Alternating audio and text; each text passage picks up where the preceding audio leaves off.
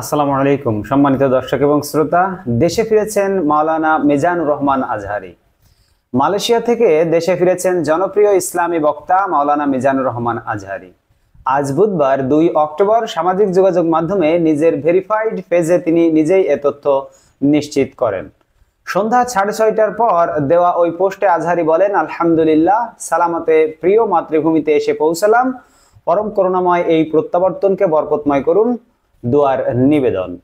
আলাদা পোস্টে মিজানুর রহমান আজহারীর মামা মোশাররফ হোসেন বিমানবন্দরে তাকে ফুল দিয়ে শুভেচ্ছার ছবি পোস্ট করেন। তিনি বলেন, আলহামদুলিল্লাহ, আমাদের প্রিয় রাহবার এখন প্রিয় মাতৃভূমি বাংলাদেশে।